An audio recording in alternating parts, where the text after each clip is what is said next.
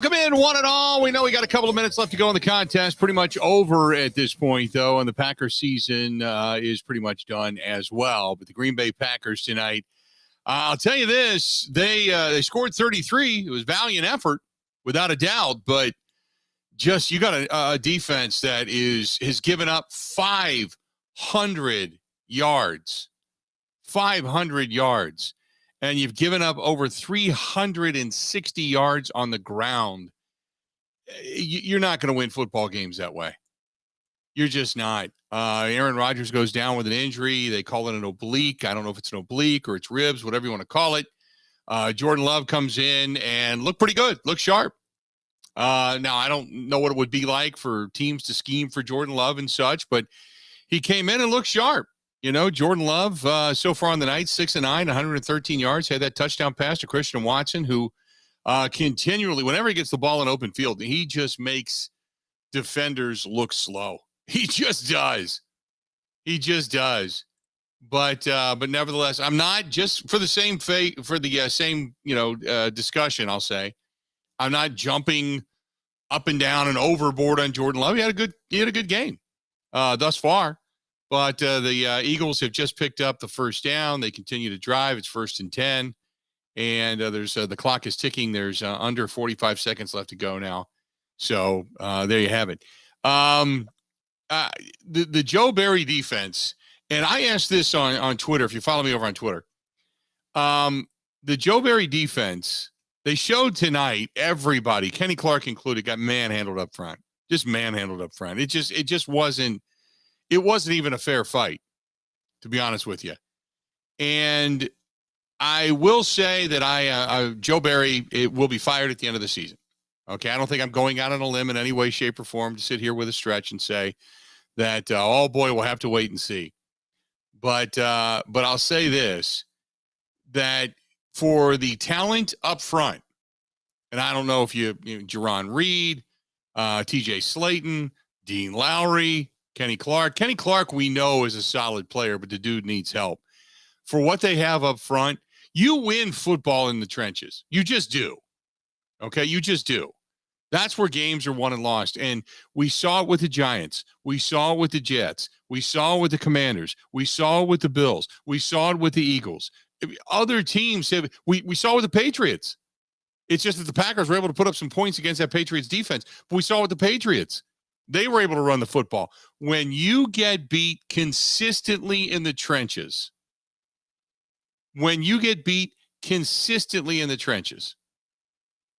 you have to eventually point the finger at the personnel that have been put together and put on that field. Now, do I think Joe Barry should be fired? I don't think he should even be on the plane coming home. There's nothing dynamic about that defense. To his credit, I mean, they gave him some credit tonight to say, look, he's selling out against the run, daring them to pass the football. Okay, that's great. But on a couple of different third down and short situations, he's running with 2 down linemen. I'm like, what are you doing? 2 down linemen? Who's calling that? Joe Barry has no business ever being on the sideline calling a defense ever again. Unless, of course, maybe it's like, Pee Wee football or something like that. But when you drop 33 points on the number one team in the NFL, and the total net yard, they hit it tonight, the total net yards for the Philadelphia Eagles was 500 yards, 363 of those yards rushing. Jalen Hurts, with a spy tonight, ran 17 times for 157 yards. Sanders goes 21 carries, 143 yards, and a couple of touchdowns. Gainwell, 8 carries, 39 yards, and a touchdown. Scott, 3 carries, 24 yards. It was just chunk yards. I mean, chunk after chunk after chunk. Just awful. Just pathetic defensive performance again.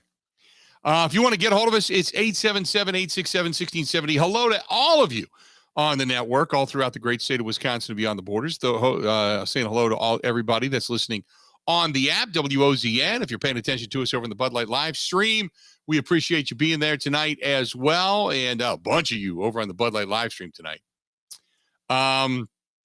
This one's from Bush, who says, oh, by the way, what is Jim Leonhard going to be doing after the season? Yeah, if you haven't heard, Luke Fickell, who I talked about last week, and said that, if they ever look outside of the organization, that might not be a bad way to go with what he's done. He's done more with less at Cincinnati. And if you look at the players that he's put in the NFL, he's only behind Georgia and a couple of other teams over the last few years. And sure enough, a bold move by Chris McIntosh to go outside of the system and bring in a new fresh face, somebody that's going to pound their fist on the desk and say, this is what we have to have, and this is the way we're going to do it. Luke Fickell, now the head coach of the Wisconsin Badgers. Jim Leonhard does not get the full-time head coaching gig. Now, whether he wants to stay at Wisconsin and be the defensive coordinator, we all know he's very quality at doing that, or if he's a casualty of just the same old regime, I don't know. But I would assume at this point in time, he's probably got ears up and he's listening. So he might be the next guy to go into Green Bay and run a defense, and maybe it becomes a little more aggressive than what we've seen. But Joe Barry, an absolutely positively pathetic defensive performance tonight. When you needed it the most, your back was against the wall. Give credit to the offense. I tweeted out earlier today, I said, look, after the team was down 14, do they fold their tents or do they fight back? Give credit to the team, man. They kept fighting. They fought back. Their defense sucked. Their defensive front, they kept fighting. But, I mean, good God. When you look at the disparity in plays, holy mackerel. 79-49. 79 plays. 79 plays, 500 yards, 6.3 yards per play, 363 yards in rush alone. It's just awful. Just awful. Couple key penalties tonight. Packers score. They get it called back. They end up kicking a field goal instead of taking a 7. Just had a couple of issues. Not a horrible night penalty wise, but nevertheless, what an ugly night. Ugly night defensively for the Green Bay Packers. 877-867-1670. Let's get at it. Let's go to Dwayne listening to us in Oshkosh. Dwayne, how you doing tonight, man? What's going on? Two elephants in the room. Love looked pretty dang good, didn't he? Love looked good. Yes, he did. No doubt. He was crisp. He had some good reads. Yes. Watson is now Chris Carter 2.0. All he does is catch touchdowns. Right. And he's got the speed to run away with it, too. Well, this is a different type of football now. I mean, you get that kid in space and look out. Mm-hmm. The only problem you hope is, does he I don't want him doing a lot of crossing patterns, but the other question is real simple. Can you say goodbye to Joe Barry at this point? And how does this work with Leonhard? I mean, if he turns this down, if he gets offered this again, I have no idea what his thinking would be. I don't know. That'd be a great question. Let me ask you this. What makes Jim Leonhard the shoe-in guy to take over as a defensive coordinator? I think he's one of the best defensive coordinators in football, and okay. I'm not just premising that with college. Okay. I mean, I'm not going to argue. I'm just asking what you believe to be Jim Leonhard's strengths to make him the guy to come in and turn this thing around. Yeah, he was a quarterback on the field when he played in the NFL. Mm-hmm. He was a defensive take charge guy and helping direct that defense, even at that position. And he's an intelligentsia guy, but I just think whatever they saw in him the first time hasn't changed in my mind. I thought he was not doing a smart thing, trying to coach defense and head coach at the same time. And that just doesn't work. Right. As far as Fickell, you're from the Cincy area. He was Ohio State, was he not? He's an Ohio guy. Yeah. He grew up in Ohio, went to Ohio State. He was under Urban Meyer. He took over as the interim after Tressel. He worked with Urban Meyer. He was one of their recruiters. He then took the job, as many do if you're not going to get the head coaching job at Ohio State. He went to Cincinnati. And when he went to UC, you look at who's put more. There's not many colleges that have put more guys in the pros than him. And he got a subpar college with a miniature stadium into the Final Four last year. I mean, that's saying something. He's a hell of. Exactly. Now, the one thing about him, I'll say this. tremendous recruiter. I mean, he's got a pipeline. He knows how to talk to kids. He knows how to work it because that's what he did. Took all of that knowledge, made it great. Then he ends up getting guys to buy in, the staff, all the alumni, they love this guy, love him. The only time he's ever been criticized, which many coaches are, is in-game management. There have been times where he has, as a new head coach, he kind of had a few missteps, but this year was better, even though he does get criticized at times. This year was a lot better, and most people believe that with time, this guy's eventually going to win a national title. Well, and the thing is, too, that's what I told your producer. I don't think that – I think one of the deciding factors would have been this guy's recruitment ability over Jimmy. Yeah. Nothing to say bad about Jimmy, but he's never done it. Yeah, this guy's got a hell of a track record when it comes to recruiting. I completely agree with you. Appreciate the phone call. 877-867-1670. Let's get back at it. Let's go to Mike listening to us in Rockford. Mike, welcome to the Green and Gold Postgame Show, man. What's going on? Hey, Bill. Listen, I got so much stuff to say. I'm going to call you during the week and break this call up in two. Very disappointed in the defense. The offense came to play. Bill, this is going to be. I'm going to ask you a two-part question, and then I'm going to hang up and let you listen because I know you got other callers. But they're not going anywhere this year. They're not going to make the playoffs. Let's face that. I think that's reality here. Jordan Love, in the short stint he had tonight, shined. I think he shined. He even Aaron Jones dropped that ball that the sideline should have been caught. His passes were spot on. You got a fresh set of legs in there. Aaron Rodgers has been playing hurt for weeks. Do you blame this on the management for not putting Love in there sooner in the season? Because I'm going to tell you, people say, well, I heard Aaron Rodgers is still better than Jordan Love. Really? Is he? Are we sure? He's had this broken thumb for how many weeks and his throws are off? We're seeing something uncharacteristic of Aaron Rodgers. He's throwing interceptions. He had 2 tonight. Right. He's had multiple interceptions. Do you put this on the management? Do you put this on Matt LaFleur for not putting Love in? And I'm not just saying, maybe Love plays against the Bears next week and he has a horrible game or he plays mediocre and then we're back to reality here. But I think they should have put Love in weeks ago. If they knew his thumb was broken, and the reality is it can become much more damaged playing with it, ligament damage and such. And then the second part of the question I have or comment is next year is going to be interesting, the offseason, because you have Rodgers in his second year of a 3-year deal, but you're going to have to pay Jordan Love. What do you think is going to happen going ahead? This is going to be tough. I'll hang up and listen. No, I appreciate it. First of all, when you talk about do you blame management, I look at it this way. They probably went to Rodgers and said, how do you feel? Then they went down to Doc McKenzie, who is notorious for being in favor of health and wellness as a part of the players than he is of sticking a guy out there if it's going to get hurt more because of the current injury, if he's got a worse chance of getting banged up even more. So I'm sure there was a lot of thought that went into Aaron Rodgers not playing for 1, maybe 2 games. I gotta say, in hindsight being what it is, I probably would say if Rodgers was banged up and maybe he just comes back after a week off, maybe that game against the Jets he shouldn't have played back at Lambeau Field. Maybe you just say that game would have given you a couple of weeks. You could have rested that thumb. It would have been back to a lot better than what it was.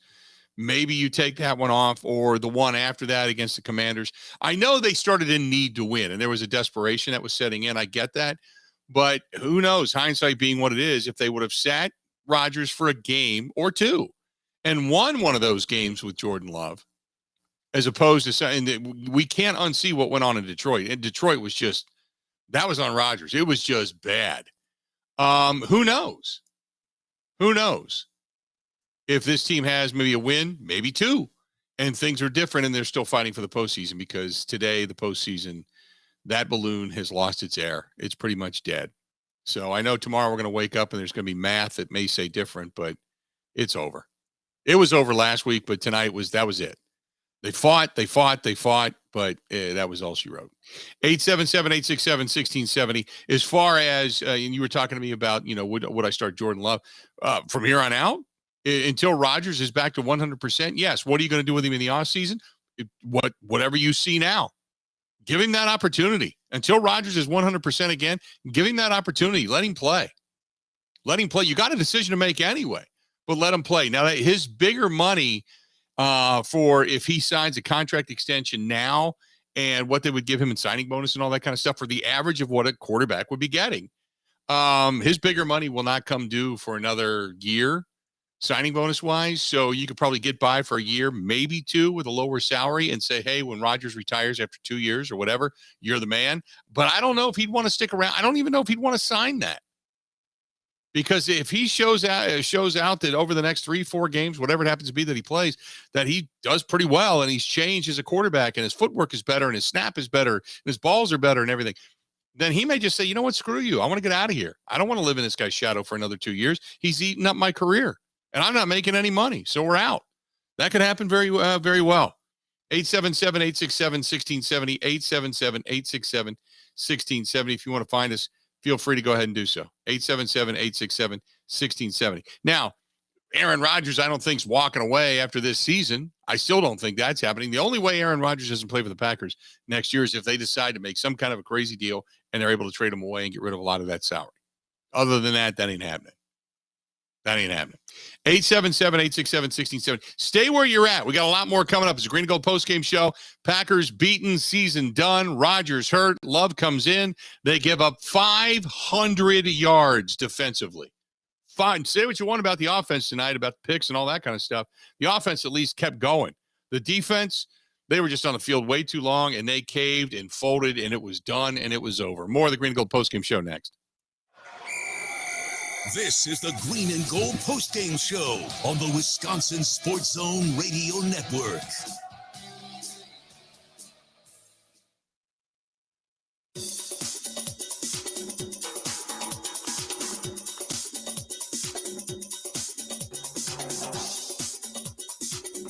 Bill Michaels will resume in 3 minutes.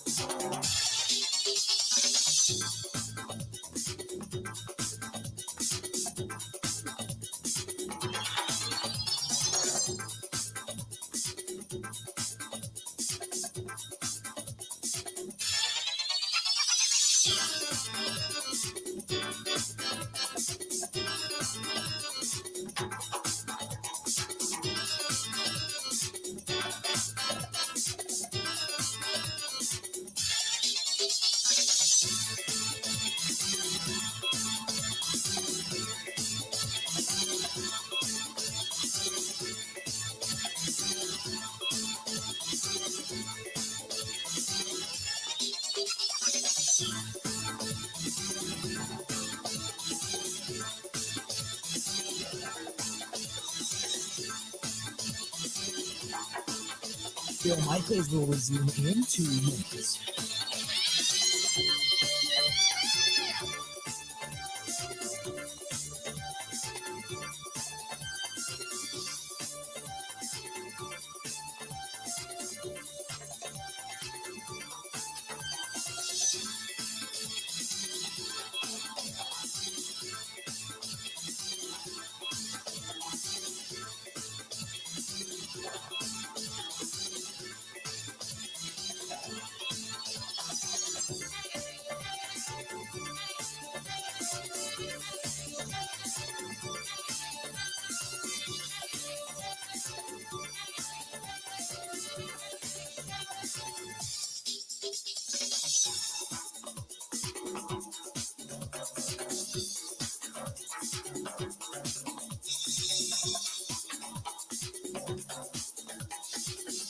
Bill Michaels will resume in 1 minute.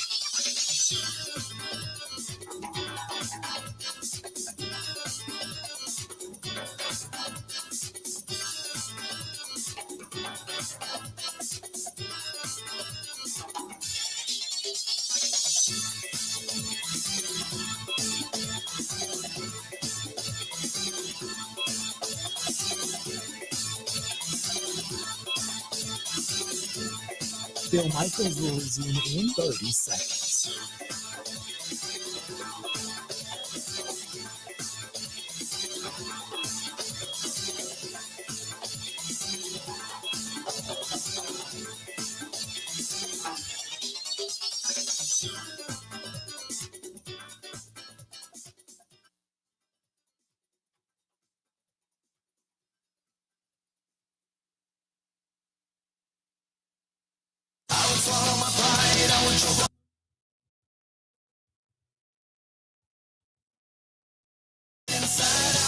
nothing but faith in nothing. Good to have you back. Unfortunately, it's a loss, 40-33, the final. Packers get knocked off Sunday Night Football. Hell of a game. I mean, if you were just a football enthusiast just wanting to watch a good game, it was a hell of a game. But it was not anything to write home about defensively. 73 points put up in this ball game, and the Green Bay Packers, that vaunted defense, it was supposed to be so good. And we were kind of bamboozled at the beginning of the season, I got to admit. 500 yards they gave up tonight. 363 of those yards on the ground, the majority up the gut. They didn't have an answer in the trenches. They didn't. Poor tackling. Fundamentally, just embarrassingly bad. Embarrassingly bad fundamentally tonight by that Green Bay Packers football team. It was just a terrible performance. Not much else to say. Just a ton of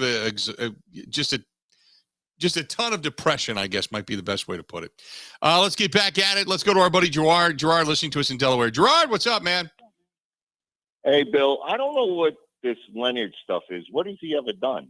I mean, I don't understand that. If I'm looking for a defensive coordinator right now, I'm looking at the 49ers. That's what I'm looking at. And see who is behind their defensive coordinator and bring their system in. Why would you bring somebody in and not bring somebody from one of the best defenses in the last 10 years? I don't understand. Well, up until this past year, Jim Leonard's defense collegiately was one of the top-rated defenses for every year he had been there. I mean, that's the reason you could look in that direction. And he's got NFL experience. He played in the NFL. So, I mean, that's the reason you could say I that. know who he is. Yeah. I've known who he is, yeah. But as far as his college defense, is there a scheme? Is there something that in particular that stands out with this guy? I mean, I don't know. Maybe. He was able to bring pass rush and blitz from many different areas. He had obviously really good talent that they drafted or that they brought in, not only in the trenches but in the linebacking corps specifically. He really had coached up a secondary over the last couple of years, but this past year has just been, for lack of a better term, an all programmable failure. For lack of a better term, I guess. So we're looking at it today. At the end of the game, it was 3rd and 4. And Green Bay had 11 men in the box, and they got 6 yards. Right. I mean, it was. Look, Walker. Now I'm going to tell you, I counted when I stopped counting 8 missed tackles, and it's in double digits, definitely. Okay. Now, as far as he is concerned, and about the line and everything else, what is it? Talent. Douglas has been bad. Campbell, before he was hurt, has been bad. What is it? Is it that they're not being put in a position to succeed, or is it just the talent that's bad? I would have to go with talent first, only for the fact that you're getting completely manhandled up front. So when you lose consistently in the trenches, that's talent. I mean, you can say, does Dean Lowry strike the fear into anyone? None of them. Right. And Kenny Clark got manhandled by Kelly. He always does, though. He got beat up tonight, no doubt. Does. Yep. Yeah, and he got handled one-on-one a lot. You know what I'm saying? I mean, if you're going to go to the 49ers, who are you going to? You like Johnny Holland? Is that who you would go after? I mean, the guy's been around forever. I don't. Yeah, I know, but what I want to go with somebody that has an experience that coached a great defense or helped coach it, Bill.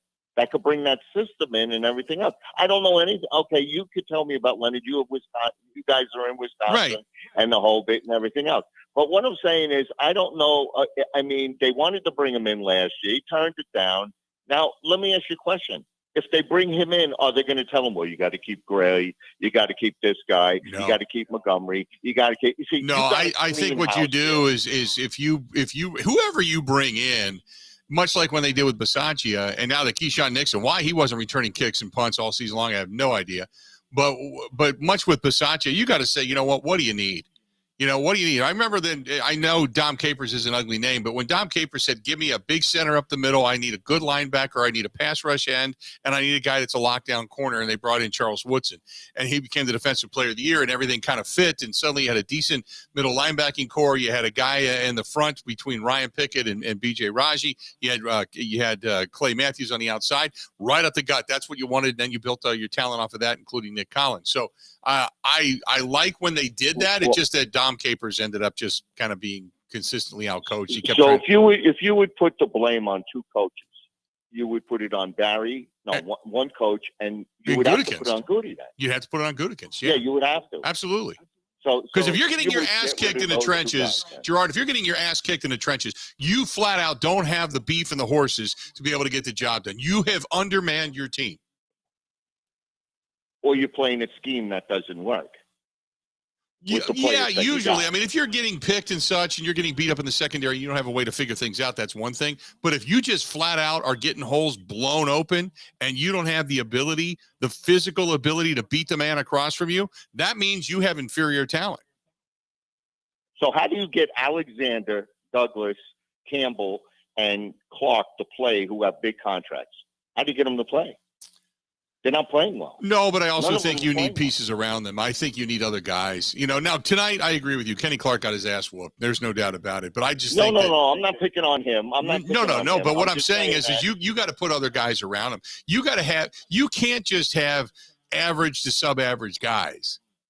You know, you're really relying on a couple of rookies, a couple of big bodies. You're relying on guys that got contracts that really aren't that damn good, but they were the best available choice out of a lot of bad choices, and you acted like maybe they were heroes. You know, it never was going to work. I was never a big believer in Dean Lowry, and then people wanted to look at his statistics and say, well, he works really hard. Well, who cares? I work hard too.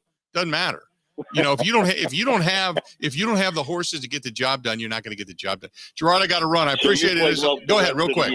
Okay. You play Love the rest of the year. I'd play him as Right. long as Rodgers is even an inkling of banged up. Yeah, why not? Because you got to figure out what you got in a guy, and you might as well go ahead and give him a few more starts in the National Football League. And I'd play before you make Wyatt that on the decision. defensive line 60% of the time now. That's what I would do. Yeah. Yep. Wyatt on the defense. You have to Between find out him, what you got, same though. thing with Quay Walker. Same thing with Quay Walker. If Quay Walker ever figures out how to get off of a block, he will be a dangerous player. But right now, once you tie him up as an offensive lineman, he has absolutely, positively zero answer for any big offensive lineman that gets a hold of him. Agreed. Yeah. Yeah, Bill. All right, so buddy. we'll look forward to the draft. Yeah. Bye-bye. Talk to you soon. Thank you. You know what sucks? Bye. Appreciate it. The thing about it is, and he brings up and he says, look forward to the draft, and people laugh about that. It's not even December. It's not even December. You know? Marty, you're right, man. He says, well, you can't make chicken soup out of chicken stuff. That's true. That's true. Ryan says Walker can't tackle. He does. He's led the team in tackles numerous times this year. So he can tackle. To say he can't is a misnomer. But there are times where he just gets flat out arm tackles and falls to the ground. You can play a little bit of get off me with him. I agree. But again, I'm not going to penalize him for being a rookie thrown into the mix and all of a sudden the defense depends on him.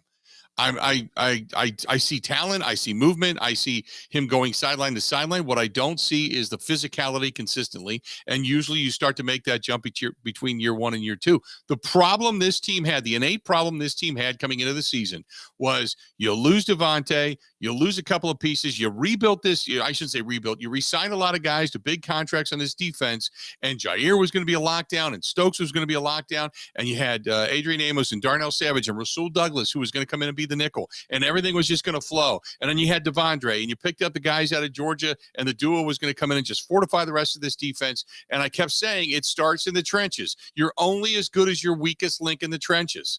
And they've been run on, and they've been manhandled, and they've had their ass kicked in the trenches by the Jets, by the Giants, by the Commanders, by the Bills, by the Eagles. They're losing football games in the trenches. Offensive line, not bad. Defensively, if you can't stop the run, and they can't, you have got an innate problem before you even take the effing field.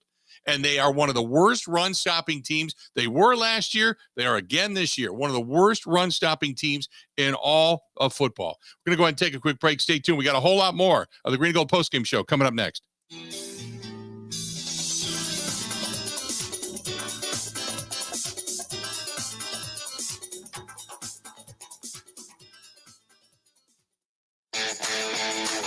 Want to save even more at Fleet Farm? Well, now you can with Fleet Rewards. It's free to sign up, and there's no credit card required. Using Fleet Rewards is easy. Earn points every time you shop. Plus, get exclusive member offers, birthday and anniversary perks, free tire rotations, and more. Download the Fleet Farm app or create an account at fleetfarm.com/rewards to start earning points today. Fleet Farm, proudly serving the Midwest since 1955. Rural Mutual Insurance, keeping Wisconsin strong. Get insurance from a company who knows Wisconsin and cares about your community. You may know Rural Mutual Insurance as the #1 farm insurer, but did you know they also offer competitive home and auto rates? Visit ruralmutual.com to learn more about products and discounts. Rural Mutual Insurance, keeping Wisconsin strong. One of the worst things that you can hear, you have cancer. The worst is when you hear the words, your child has cancer. When a child is diagnosed with cancer, it changes their world. Sometimes they can't even do things that they really love, like playing soccer, riding a bike, going to prom, attending school. Children with cancer spend a lot of time away from others, time in the hospital, treatments, tired, nauseous, and they feel isolated. That's where Special Spaces Wisconsin steps in.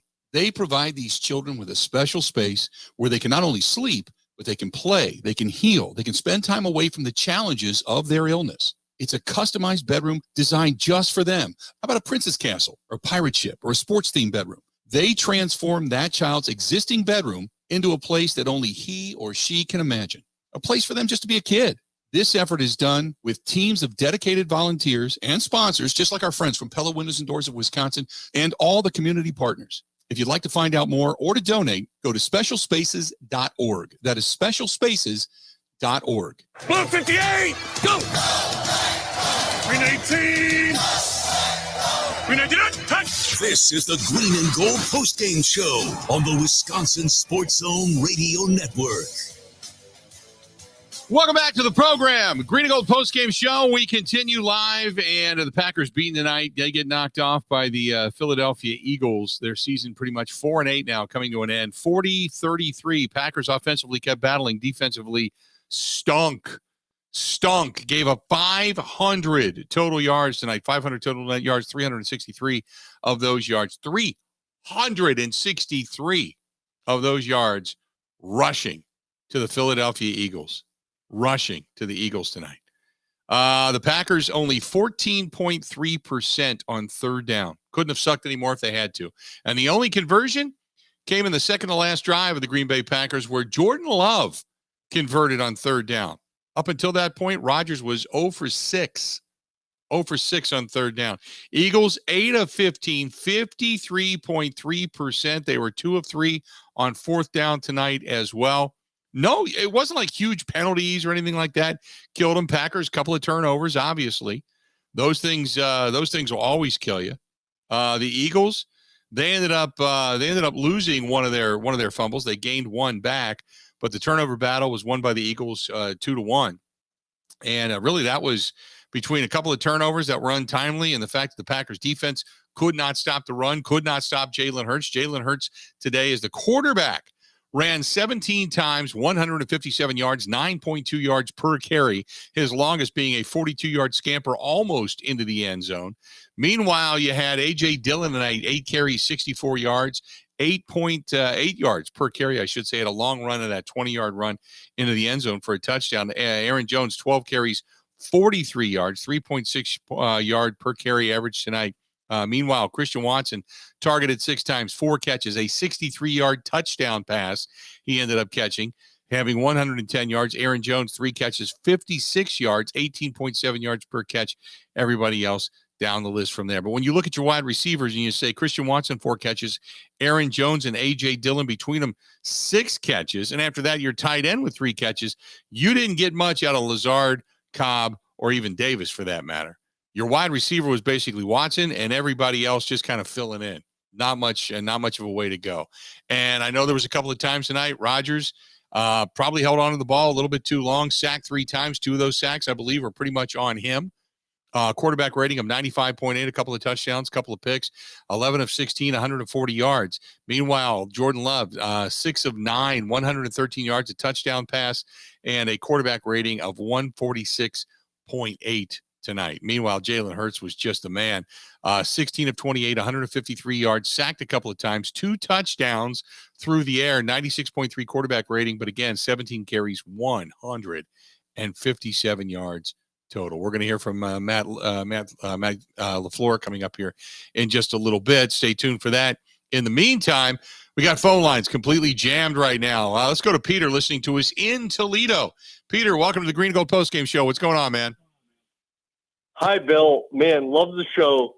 Thank you. Let me say, yeah, love the show. But anyways, let me say, man, did the Packers give me, wow.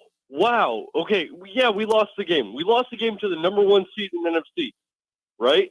Mm-hmm. The Eagles are a very good team. And I'm not here to read off stats like your last caller did, because I don't know them that well. But man, did the defense beat us up? Sure. But they've kept us in numerous games this year. So if we want to attack, and I'm okay with moving on from Joe Barry as well, if that's a move. That's going to happen. Mm-hmm. It's not going to happen, I believe, before the end of the season. It might happen in the off season. That's off season. I would imagine the Monday after the season ends, Joe Barry's looking for a job. Sure. And I'm okay with that. But I tell you what, man, did I love the fight tonight? I mean, we lost the game, but as a true Packers fan, man, you gotta love like the way the offense came out, the way Jordan Love came out with confidence. Yeah. I respected the fact that they didn't fold their tents and just go away. That I completely agree with you on. Yeah. So I'm not here to attack the Packers organization or by any means, because man, watching the full game and just like I don't know, man. I felt like the Packers really they really fought out there.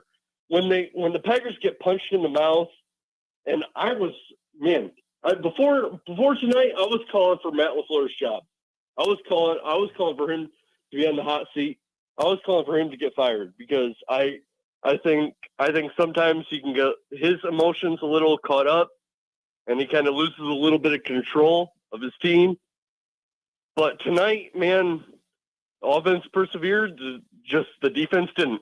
And I'm here in Ohio, but I tell you what, man, oh man, what a game! Yeah. What a game! I guess that's all. Peter, appreciate it, man. Thanks for listening to us in Toledo, Ohio, as well. I know Toledo well, as a matter of fact.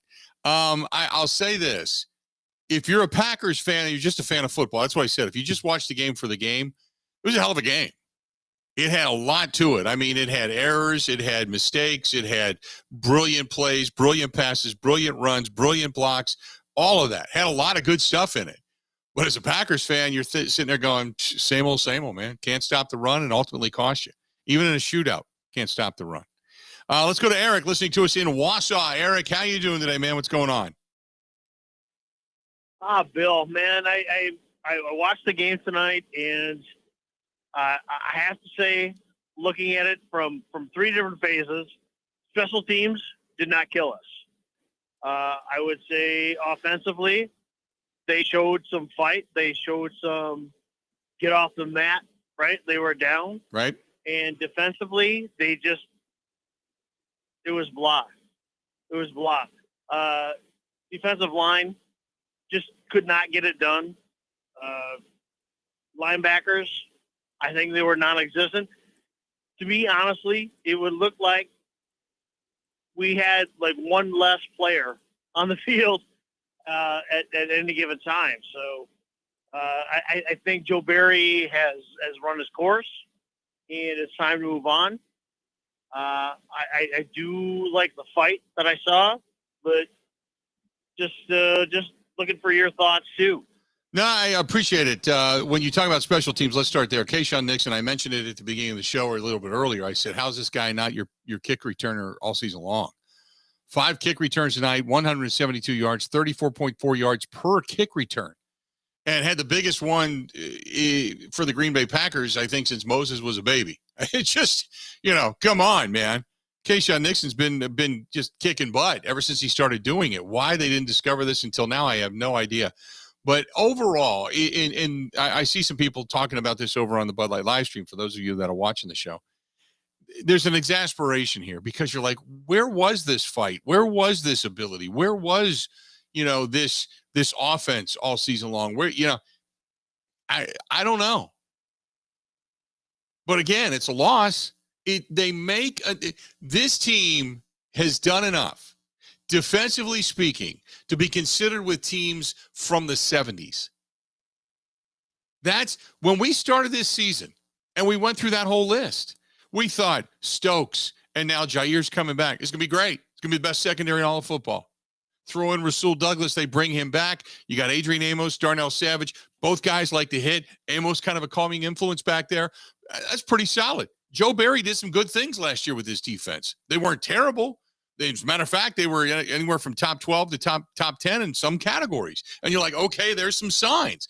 Now you just need to add somebody alongside Devondre Campbell. And they did that. Quay Walker, speed, got a little bit of dynamicness to him, played really well in the national title game. This is a guy that's got that pedigree. You believe he can do this, okay?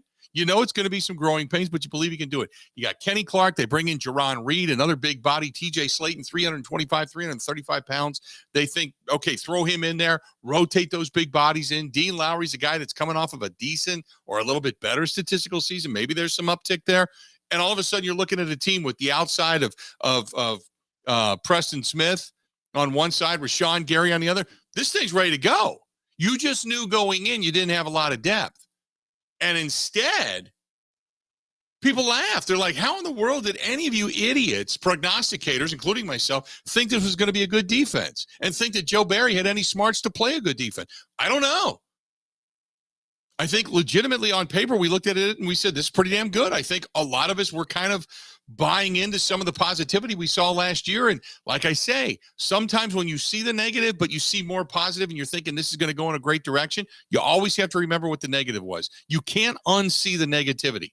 You can't I said it, you can't unsee the game in London. You can't unsee Detroit. You can't unsee getting your ass whipped in the trenches against the Jets. You can't unsee it. You got to live in that reality. You got to live in that reality. And that's pretty much what we're seeing now is the reality of just ineptitude or a lack of talent. 877-867-1670. Let's go to Mike listening to us in West Dallas. Mike, welcome to the program, man. What's going on tonight? Mike? No. Let's go to L listening to us in Philadelphia. L, what's going on, man? How you doing? Hey, man, I'm just getting back from the game, man. Listen, I don't. People are saying they like to fight. What fight did y'all see? Because on the offensive end, yeah, I think we're going to be set. We're fine. Christian Watson is a stud. I like Romeo Dobbs. I don't know what our tight end position we're looking at, and I like Jordan Love. And our running backs are who they are, and our line isn't that bad either. It's one thing watching this on TV, and it's a whole nother issue watching it in person. Mm-hmm. The defense needs to walk back to Green Bay, with the exception of probably Keyshawn Nixon, Rudy Ford, what's his name? Jair Alexander. Yeah. Everybody else, man, and I like the guy that we picked up from the boy Howard. I like him too. He played pretty good tonight too in spots when he got his opportunity to play. But these dudes act like they forgot how to tackle. They just look out of it looked like Jalen Hurts was playing against like in high school or something. Right. It was just like the way he was just running the ball on them. They were just out of position, a step behind. He just making them juke, and I don't understand it, man. Like, what do these dudes be doing during practice or something to whereas they just don't know how to tackle? And then it's not like Joe Barry wasn't putting a spy in there. He had a spy on him, and he still was getting 10, 15 yards a clip or whatever when he running the ball. He don't need to come back either. I just don't understand. I've never seen it in that defense when you got talent on the defensive end to be able to make stops and be a dynamic defense. They're just so reactionary instead of attacking. Mm-hmm. If you look at the Philadelphia Eagles defense compared to our defense, it's like night and day. Right. And I'm not going to sit up here and say that the talent-wise that their defense is head over heels better than ours because it's really not. The thing is that they have a mentality where they're downhill. The moment the ball is out of the quarterback's hand or when the moment the ball is snapped, they're attacking. Whereas us, we just sit back with 5 and 10 yards off the line. Like that catch that A.J. Brown caught on Rasul Douglas. Mm-hmm. Why are you 5 or 8 yards away from this guy? You're on the 3-yard line in the red zone. You're 7, 8 yards off of him. You're in the end zone, literally waiting on him to react. Like, what are you doing? That's not your. So whose fault is that? Is that his fault? Is that Joe Barry's fault? That's Joe Barry. Yeah, I don't get it. When you're playing just to keep things in front of you and trying not to give up the big play instead of playing aggressive, that's exactly what you're talking about. You watch the defense in Philadelphia fly around after the ball, and you watch the defense in Green Bay sit back on their haunches and wait for the play to come to them rather than being the aggressors. It's been mind-numbing all year why they play that way. Man, listen, I like you got the guy when Gardner what's his name got hurt. You got the guy from the Eagles that came in Blankenship. He was all over the field today. Mm-hmm. I mean, making tackles, flying around. Like, you would think this dude is the next Bob Sanders or some darn body the way he was playing. But it's just the mentality of a guy that probably wasn't even sought after like that, but they just plug and play, and he goes in and he's making plays. Now, granted, on our end, I want to say it looks like, I don't know, was it Ford or whatever, but he pretty much played Savage out of his position, man. Mm-hmm. Because, like, I don't know what's going on with Darnell Savage, but it's just sad. I don't know, man, but it's just so frustrating watching this. And we've been talking about this week after week after week. We talk about the same thing over and over again, man. This is just crazy. But I'm just looking forward to the future. I know this season is pretty much a wrap. I'm just interested to see what's going to happen. I mean, people are saying that they want Joe Barry to wait. I want him to be fired tomorrow. I'm talking about wake up. I see alerts on my phone that this guy is let go. Like, this dude is just, it's ridiculous. I got to sit up here and put up with this 500 and something yards. You give up 360 something yards on the ground? Uh-huh. It's terrible. Man, I'm sorry. I just had to. I get it, man. It's terrible. I completely 100% agree. Thanks, Al. Appreciate you listening to us in Philly, buddy. He drops off. You get on board 877-867-1670, 877-867-1670. Again, 877-867-1670. Packers points per game average well up over 23, 24 points per game now. The yards giving up per game is going to be ridiculous by the time they start to calculate this stuff in tomorrow. They're going to be in the bottom third of the National Football League, and their rushing yards per game, they are second to last. Only Houston is a worse defense against the run than the Green Bay Packers. They have now overtaken the Detroit Lions as one of the worst run defenses in the entire National Football League. Stay tuned. We got a lot more. The Green and Gold postgame show. More of your phone calls, more of your reaction. Keep it going over on the Bud Light live stream. We are brought to you by our friends at Bud Light. We got more coming up right after this. This is the Green and Gold postgame show on the Wisconsin Sports Zone Radio Network.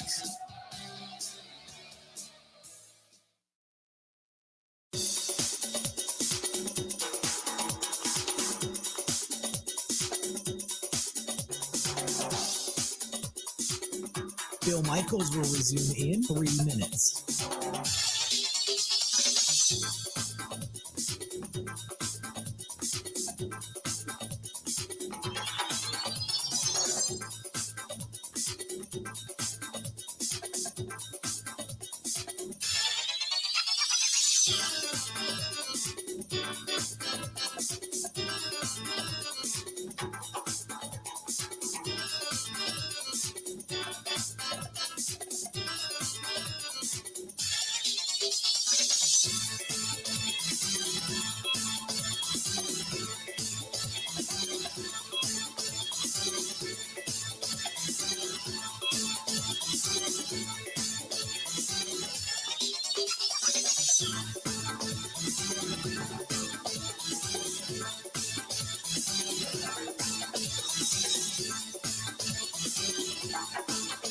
Bill Michaels will resume in 2 minutes.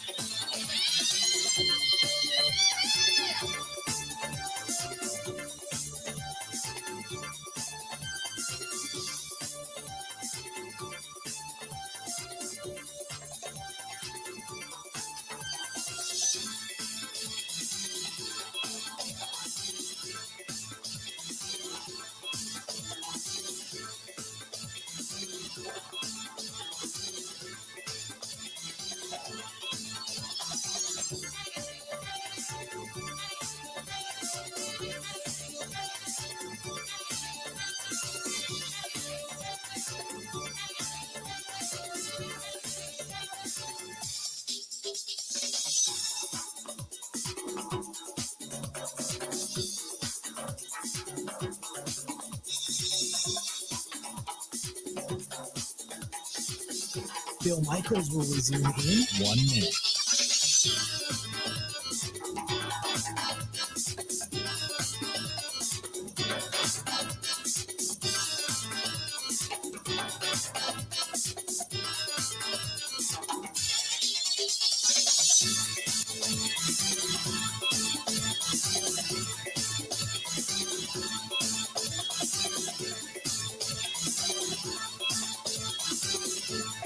Bill Michaels will resume in 30 seconds.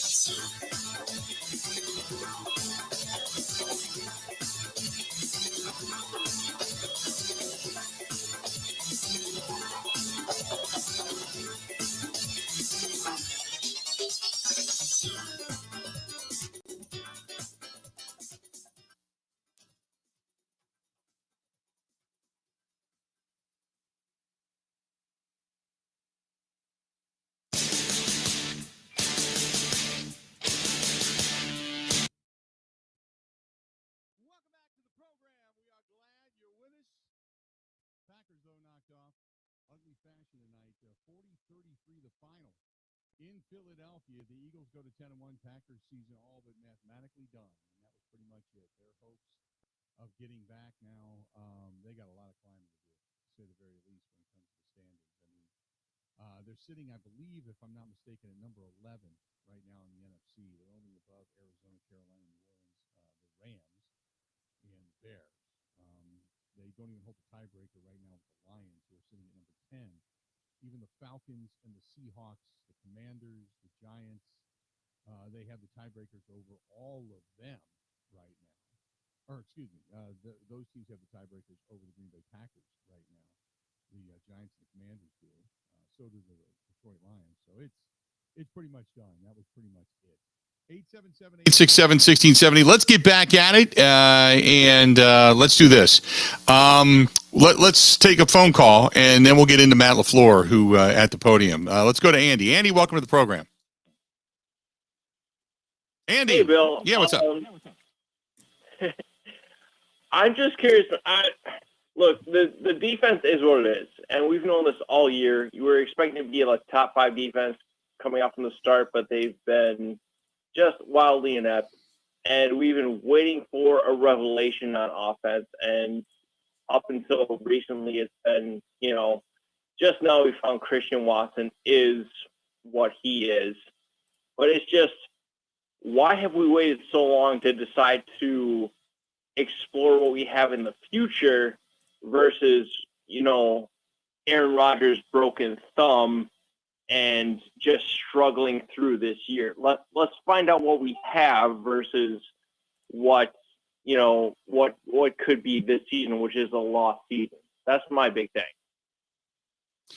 I would play I would play Jordan Love. As long as Aaron Rodgers is banged up, I would allow him now to this point in time, just go make sure that he can get healthy and be better. Because you figure as long as he wants to come back, you're going to end up paying him. He's going to be here next year. So I would allow him. You don't want to have any long-term lingering effects. I think right now you give the team to Jordan Love, see what he can do, because you got decisions to make. I mean, obviously David Bakhtiari is going to be a decision, probably going to cut him loose. You're going to have to pay a couple other guys. You got other guys that are making a lot of money. You got to figure out what you're going to do with Aaron Jones and some of the other guys that are coming up, Elton Jenkins being one of them.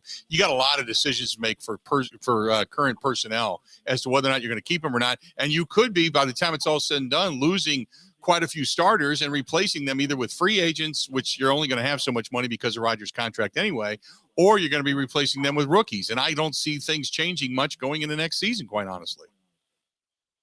That's the thing is, what do we have going into next year? And we need to have been planning for that basically early this year. And we don't have much hope going into next year at this point. Right. I wouldn't disagree with that. Now, can you turn a team around? Can you pick up a couple of free agents that would make you really good? Yeah, you could do that. And they've got a way good. God knows that what they did this year between Brian Gutekunst and Russ Ball, some of the guys that they've picked up that have been pretty good over the past. Devondre Campbell has been pretty good. Obviously, they picked up the Smith brothers. They were really good when they were healthy. He's done some good things in free agency. but they've got to do a lot of rank. They're only $3 million over the cap right now going into next season.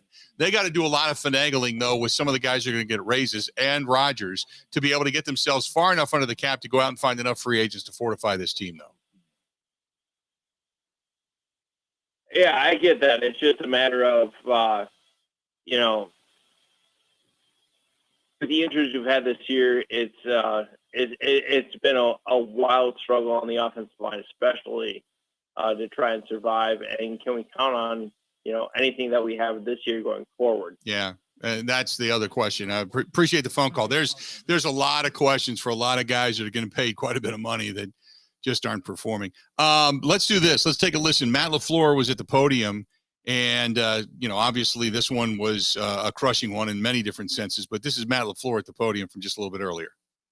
Obviously, extremely disappointed, you know, to come in here and what a great environment against a really good football team. Obviously the best record in all of ball, and to come up short is really disappointing. But bottom line is, you know, you can't allow somebody to run for 353 yards against you, and you can't turn the ball over in a game like this. And I thought we had some opportunities in the first half and didn't capitalize on every opportunity. And you can't do that against a really good football team. During the contest, you guys kept putting yourselves, though, in position to kind of get back in it. So presumably you guys just kept battling through the night, and even with Aaron out, you guys were still in there at the end. Yeah, no, I thought our guys competed hard and they battled, and that's the expectation. That's you know, that's everybody in this thing. Coaches, players, anybody that involved in our organization. That's the expectation that we have for everybody. And no matter what the score is, no matter what the situation is, we expect everybody's best at all times. When did Aaron, you know, Aaron, and got the injury or suffered the injury, and how did it affect his game if it happened before the game or during the game? I'm not quite sure when it happened, but I know that in the third quarter, you know, we were calling a bunch of, I was about to call a pass, and I could tell like he wasn't feeling right. And so we kept going run after run after run, and we mixed in a couple run solutions, and you could see when he threw them out, he was like kind of bending over and wincing. And so I knew that he was in a lot of pain. I mean, this is one of the toughest dudes I've ever been around. So I don't ever for 1 second question his toughness, his desire to be out there, his desire to compete. Matter of fact, he apologized to me, and I'm like, don't ever apologize to me. Like, I'll never question that. This guy is the ultimate competitor, and he's been battling through a lot of stuff all year long, and it hasn't been just this year. It's been I would say, last few years that we've been together. You know, and he doesn't say anything about it, and he just keeps competing and doing the best he can. Oblique injuries for guys who have to throw, that's a tough injury. Between that and the thumb, do you think you probably need to shut him down for the rest of the year? I wouldn't say that. We got to have more conversation before we even get into that. But no, I mean, as long as he's able to go, I expect him to be out there. What were your impressions of Jalen Hurts tonight? I mean, he's an emerging quarterback, and how did he do things that you just can't account for? He did a lot of things that it's tough to account for. I don't want to ever say can't, because certainly I think that we were in some situations where we were capable of making some tackles that we didn't make. But he is an unbelievable talent. You know, it's ironic that I think we were the first. A couple of years, I think that was the first game that he got significant action in, and I know studying him in the draft and to see his progression to where he is today, I think is a credit to him and the coaching staff. The guy is, and everything I've heard about him just coming out, and then knowing some people here and talking about what a leader he is, and he's a hell of a competitor, and he's extremely talented. And I think you saw it not only obviously on the ground, that's one thing, but he made some remarkable throws as well. Think of Jordan Love, and where do you think he is compared to August? I think this is, I'm not shocked, to be honest with you, that he went out there and played well and showed great poise. That we see it on a daily basis, in practice. And I know, people might not necessarily agree with that, but I see it every day. And I think he's a guy that has continued to get better and better each and every day in practice, and does a great job against our defense, giving them fits and giving them really tough looks. You have to kind of anticipate, even if the injury to Aaron isn't real severe, that you're still going to be without him for a game or two. I don't even want to get into that right now. I would never speculate on that. If Aaron's healthy and ready to go, then I anticipate him being out there. Matt, why was it such a struggle to stop the run tonight? That's a great question. Certainly, we had a lot of missed tackles. I think we had our guys charted for 15 missed tackles. It's tough to stop anything if you have 15 missed tackles. So, they have a great scheme. They've got great players. We knew this was one of the best offensive lines in the National Football League coming into the game. And when you go out there and you got a great scheme with great players that can go out there and execute, it makes it difficult. And by no means it's hard to look at that number and we got to be better. We got to have a better plan. We got to go out there and execute better. We got to tackle better. Because that can't happen in this league. These games now, just about in terms of where you guys are, still a lot of teams in the hunt, but you're worried about with these passing games, that window, that number of chances becoming more and more limited for your team.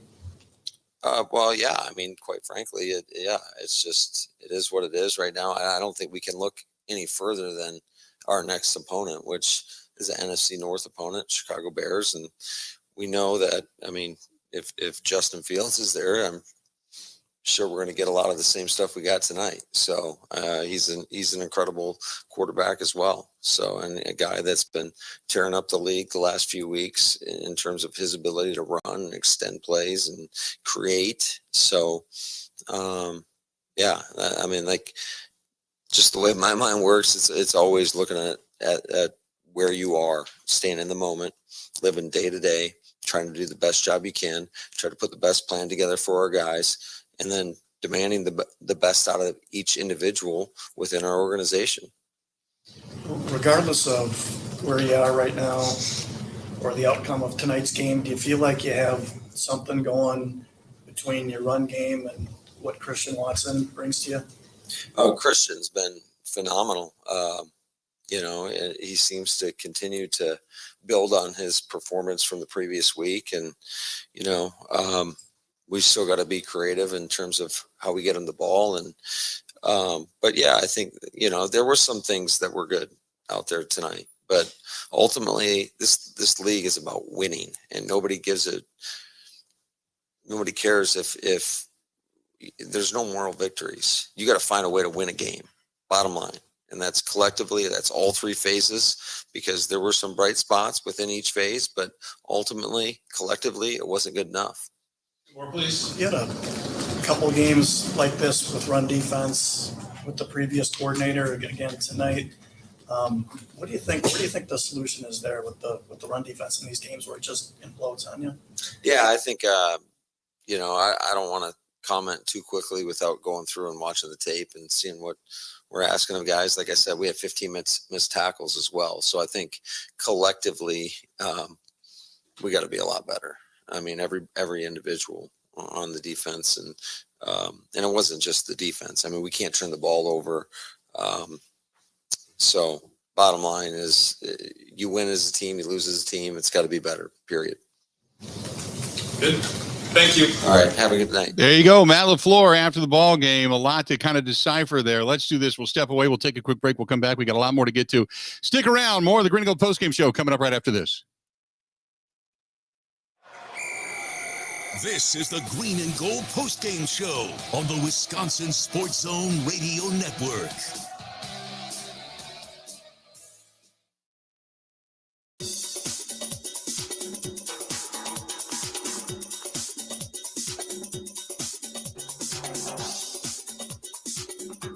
Bill Michaels will resume in 5 minutes.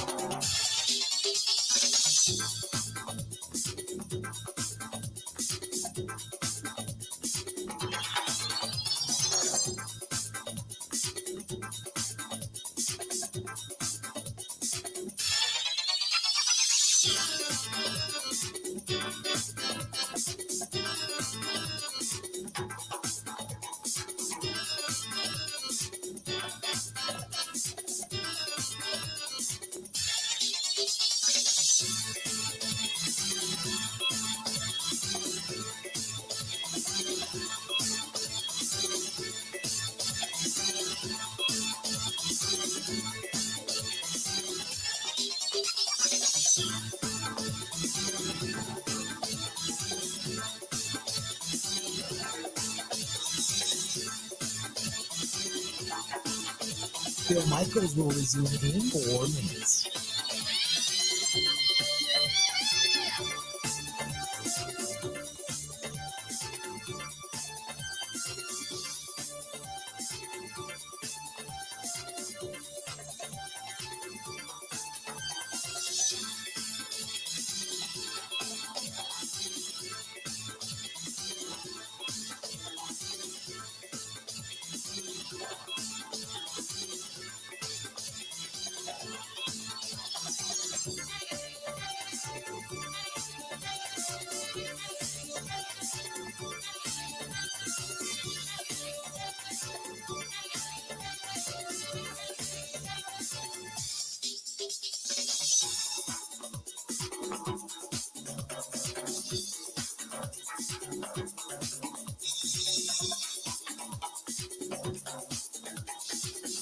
Bill Michaels will resume in 3 minutes.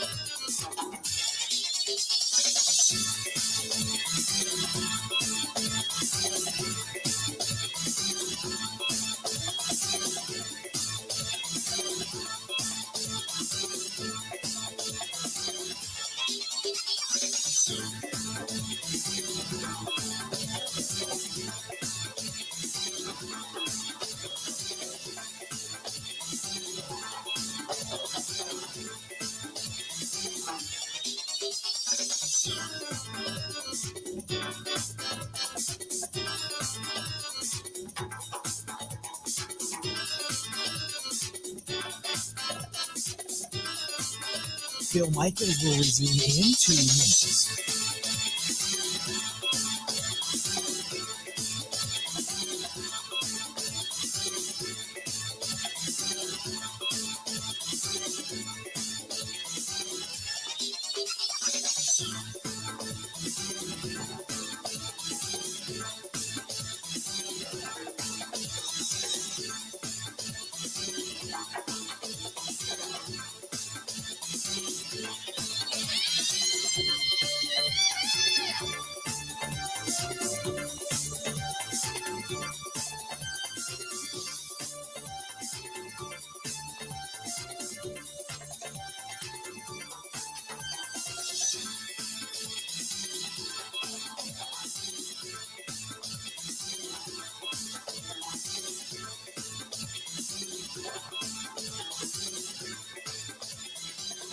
Bill Michaels will resume in 1 minute.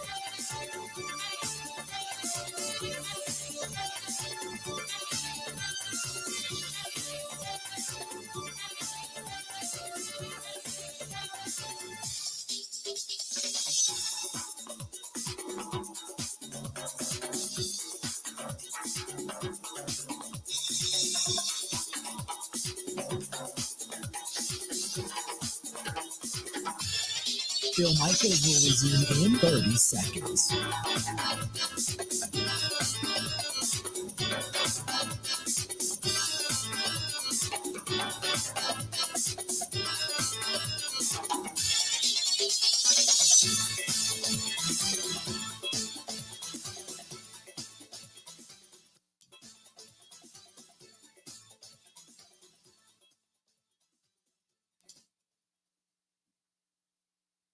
Welcome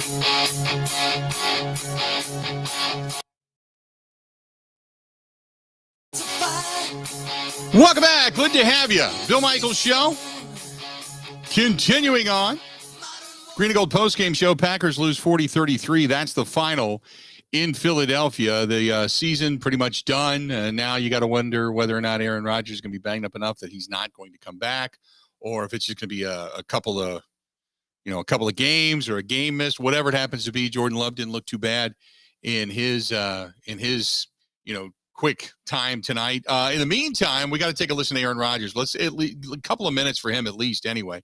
Let's take a listen what the head quarterback of the Green Bay Packers had to say. Aaron, when did you hurt the oblique, and did you think there was a possibility you'd come back in? That's ribs. And it was in the first half, and then got kind of re-aggravated in the third quarter. Just having a hard time breathing and rotating my upper body. So I was worried about a punctured lung as well. So I want to get that checked out. Get a scan tomorrow. So because they announced oblique in the press box, what is it? It's a rib injury, not an oblique? Yeah, it's not an oblique. Broken, is that the early indication? It was hard to tell on the x-rays. So we're going to do some more tomorrow. How about the lung? Lung's fine. That's obviously anything core, throwing the ball, that's problematic. Between that and the thumb, is it a possibility of shutting down for the rest of the year? I don't think so. As long as I check out fine tomorrow, I'll expect to play this weekend. Oh, you think you might? Yeah, as long as I check out okay tomorrow. I might not be able to go Wednesday, but I'll, as long as there's no major structural damage, I'll try and get back out there. Was the reason you didn't go back in just because of concern for the lung? It was pain. The pain was intense. Still is. The pain was tough. And I just couldn't really breathe and couldn't really rotate my upper body. That next week you can pre-game relieve the pain? We'll see. Yeah, I don't know. I mean, hopefully everything looks good tomorrow, and then heal up for a couple of days and see if I can go back out there. The game standpoint, Aaron, you guys kept yourselves in position each time to make a game of this and pull this out. Just what the way you guys just kept battling back. Even when you left the game, they still continued to fight, and just talk about the way you guys just kept at it. Yeah, proud of our offense, proud of Jordan. We moved the football basically most of the night against a good defense. Felt like we only had like 40 or 50 plays or something. They had over 70, so that was obviously a big difference. But we put up 33 points and battled against the number one seed. I think there's a lot to feel good about. Obviously, defense is going to, not feel great about some of those things. And obviously, I turned the ball over twice, but we put ourselves in position. Aaron, on the second interception, was Tyler supposed to take that more flat? Yeah, he ran the wrong route, and I should have thrown it to him. He should have been down the pipe, actually. Yeah. Sorry, are we done? Yeah. The report on your thumb today said that if someone's gone this long and it hasn't healed by now, that it almost always requires surgery. Is that your understanding of that you're going to need surgery in the off season? That's not my understanding. That's not what I've talked to Pat about. We haven't had that discussion. Feel any better or worse tonight than it has? Yeah, I mean, it felt pretty good this week. The 5 days off helped. Didn't get it banged at all. So I feel like it's definitely better than it was last week. Aaron, with each week and the opportunities, how concerned are you that the opportunities of this team to get back in this race become more and more limited for you as a team? Yeah, obviously, when you lose games, you're putting yourself farther out there.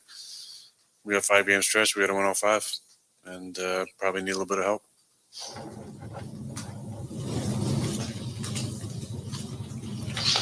If things can, let's say you don't win next week with all the injuries, is there a reason to finish the season out, or is it time to heal? Will it be time to heal up and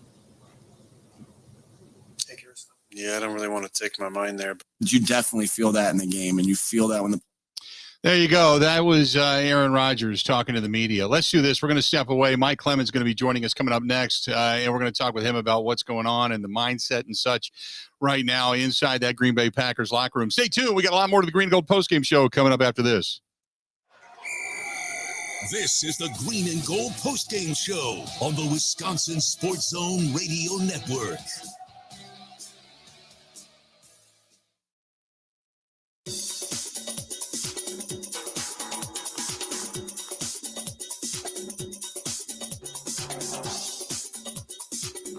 Bill Michaels will resume in 3 minutes.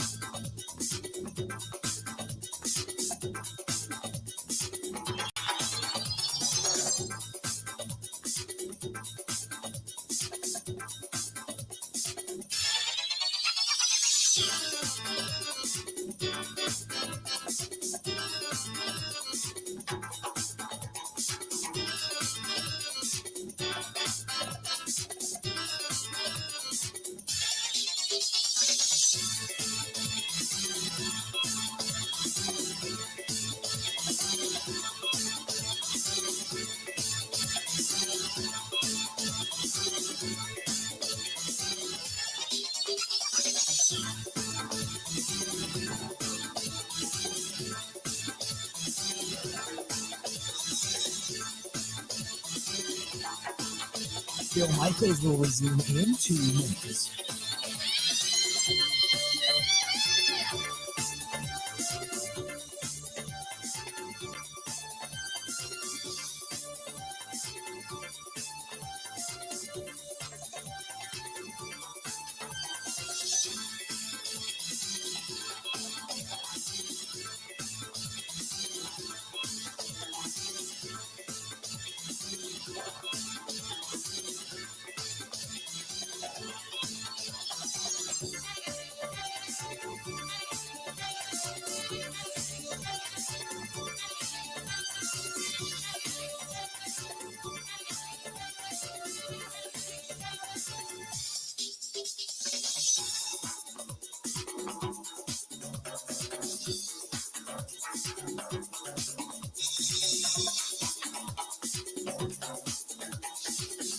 Bill Michaels will resume in 1 minute.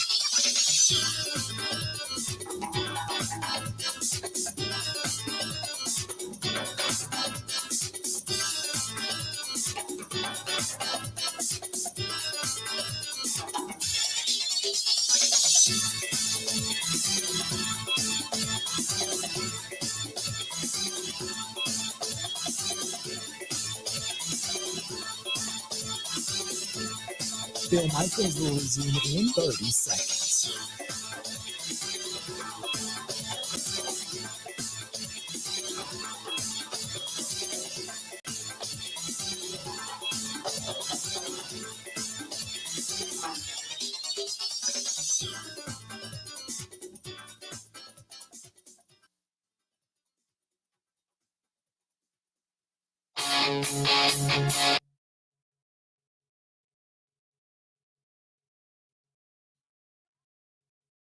Welcome back. Glad to have you. Green and Gold postgame show. We continue on. Mike Clemens joining us on the hotline. And, you know, when you look at this game and you think about it, Mike, in many different ways, this was kind of the last gasp for the Green Bay Packers. And it just, for lack of a better term, didn't bode well. They showed some fight. The offense did their job. But defensively, this was just a horrific performance. Was it the last gasp for some of the defensive coaches? I think so. You know, they put up 295 yards rushing in the first half. The Eagles did. They finished the night with 363. And the killer was, here Jordan Love comes off the bench and throws a couple passes and hits Christian Watson for the big touchdown. And you're only down by 7 with 9 minutes left. And then Watson sits and watches the Eagles hold on to the ball for almost 7 minutes, 10 plays, only 43 yards.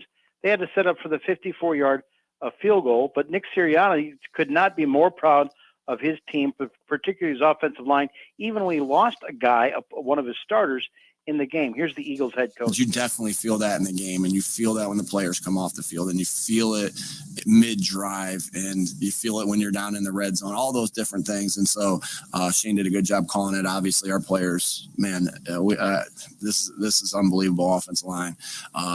Jack Stoll coming in and blocking his butt off. When you rush for that many yards, the receivers are doing their part as well. And so good just team run offense today. Mike, when you start to listen to Matt LaFleur after this ball game and you hear what he has to say about why the Packers couldn't stop the run, you kind of scratch your head. I mean, he can make up all the excuses he wants. They got just beat in the trenches today. And, LaFleur has been asking, I need a more physical team on defense. And except for some hits by Rudy Ford and Keyshawn Nixon, where's the physicality? And then on top of that, okay, when you're against one of these mobile quarterbacks like Justin Fields and Josh Allen and Tua, it's understandable the first couple of series they might get away with some stuff. But at some point, you're supposed to make adjustments and contain and lock that stuff up. They could not stop. Hurts tonight. He just kept on going on and on, over 100 yards in the first half on like 6 carries. And LaFleur was pretty upset with how the defense looked. It's a great question. Certainly, we had a lot of missed tackles. I think we had our guys charted for 15 missed tackles. It's tough to stop anything if you have 15 missed tackles. So, they have a great scheme. They've got great players. We knew this was one of the best offensive lines in the National Football League coming into the game. And when you go out there and you got a great scheme with great players that can go out there and execute, it makes it difficult. And by no means it's hard to look at that number and we got to be better. We got to have a better plan, and we got to go out there and execute better. We got to tackle better. Because that can't happen in this league. Mike, when Matt LaFleur talks about, well, it just can't happen in this league. I mean, that's fine. It can. I mean, I think at this point in time, you get the sense that he's kind of out of excuses or out of reasons as to why things have gone so horrifically bad. I guess the bright spot was the offense didn't quit. They kept plugging away, and Jordan Love impressed some people. A couple of really nice throws, and the only first down of the night was garnered by Love. And Bill, even though that the Packers offense looked pretty darn good against the Cowboys, why? Because they ran the ball for over 200 yards, and Aaron Rodgers was efficient with 20 pass attempts. That's when I just kind of got the feeling, I'm going to go over here and talk to Jordan Love. And we had Jordan Love on the show about a couple of weeks ago because my sense was this was coming sooner than later. And then the Titans game happened, and I told you, all the other things concerns we've talked about with this team. The number one is Aaron Rodgers is not 100%. And since he damaged that thumb against the Giants, they've been 1-6. And 4 or 5 days later, it comes out, he acknowledges, he's been playing with a broken thumb.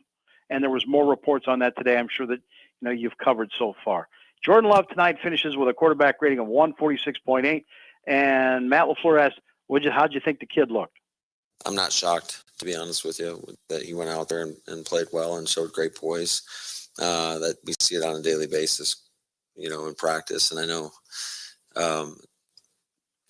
people might not necessarily agree with that, but I see it every day. And I think he's a guy that has continued to get better and better each and every day in practice, and does a great job against our defense, giving them fits and giving them really tough looks. You have to kind of anticipate, even if the injury to Aaron isn't real severe, that you're still going to be without him for a game or two? I don't even want to get into that right now. I would never speculate on that. If Aaron's healthy and ready to go, then I anticipate him being out there. Mike, Aaron seemed to think that he, has a rib injury, so we know that. So whether or not he is actually able to come back from that, we'll have to wait and see. But that being said, how long do you want to just let him heal up and let him kind of take a load off, so to speak? You know what I mean? Yeah, and in the press box, they announced it was an oblique muscle, why he left in the third quarter and went into the locker room to have things checked out. Of course, that shuts down pitchers. If you got an oblique and if you got a bad thumb in your throwing hand, can you really play quarterback at that point? Well, first of all, Aaron said, look, I got hit in the second quarter tonight. And then that second hit I took in the third quarter, that sack, it wasn't my thumb, it was my ribs. And here's Aaron Rodgers saying it was not an oblique. That's ribs. And it was in the first half and then got kind of re-aggravated in the third quarter. Just having a hard time breathing and rotating my upper body. So I was worried about a punctured lung as well. So I want to get that checked out. Get a scan tomorrow. So because they announced oblique in the press box, but is it, it's a rib injury, not an oblique? Yeah, it's not an oblique. Broken, is that the early indication? It was hard to tell on the x-rays. So we're going to do some more tomorrow. How about the lung? Lung's fine. Is it a possibility of shutting down for the rest of the year? I don't think so. You know, as long as I check out fine tomorrow, I'll expect to play this weekend. Oh, you think he might? Yeah, as long as I check out okay tomorrow. So at least that's good news health-wise for Aaron Rodgers if he feels like he's ready to go. Now the question is, Mike, you know, I mean, everybody's asking, do you play him? You know what I mean? Now tonight they're technically not mathematically eliminated, but they're pretty much out of it. Right. They've got a game against the Chicago Bears. Aaron Rodgers wants to play football. He's not here to sit on a cart and watch Jordan Love take out, you know, the rest of the season. So Aaron was asked, maybe you should just rest up and get ready for next year. Yeah, I mean, there's obviously a lot of other conversations that come into play once you're eliminated. And I'll be open to all those conversations. Pride comes to mind, you know, love of the game. But there's other factors that obviously would come into play should we be mathematically eliminated. So you're still completely holding off a decision on whether you want to come back next year until after the season? Correct. Well, I guess, Mike, I you know, what do you say? You know, I mean, he says correct about thinking about making decisions for the rest of the season and going into next year. I mean, what do, you know? So the bottom line is Matt LaFleur's got to go to Jordan Love sooner. Secondly, in the second half, they came out with their 21 personnel. They put Aaron Jones and A.J. Dillon back on the field, and they were moving the football. With an injured, with a broken rib possibly, Aaron Rodgers out there, they moved the ball, and they scored. And why they get away from that package and they go back to an empty set in the next series, which opens up Aaron Rodgers for getting hit. It makes no sense. They could have dinked and dunked on run that football and played the Eagles game and basically kept their defense off the field. And why they get away from that, I don't understand. Right. I don't know. I don't know why they didn't do that. And, you know, obviously a couple of mistakes tonight cost this team big time. A couple of picks tonight. Had they been able to punch it in, maybe they keep it a little bit closer. Maybe they end up walking away with a win. Mike, give me your assessment real quick of now moving forward, what this week is going to hold, especially if come, you know, Monday, they start to say, hey, your percentage of actually winning or getting into the postseason is like 2%. Well, you know that the Eagles now are a for real team. They got a tough offensive line. They've got a good defense, you know, and Jalen Hurts is growing as a quarterback. So you played perhaps one of the best teams in the league. And you also played the Buffalo Bills. And, you know, you showed up. You got some points on the board in these games. This season's over with. So you start evaluating and you get experience. And maybe you get Romeo Doubs back in a couple of weeks. And you start working for next season. And you get some of these reps in with Aaron Rodgers and these guys. And certainly for Jordan Love, you make that assessment. Yep, Mike, I would agree with you, man. It's going to be a really kind of a deflating week, to say the very least. I look forward to talking to you about it all the rest of the week, buddy. Appreciate it, okay? Thank you, Bill. There you go. That's our own Mike Clemens. What a day. One more time tonight before a crowd of 68,879 to see it in Philadelphia. It was the Eagles 40.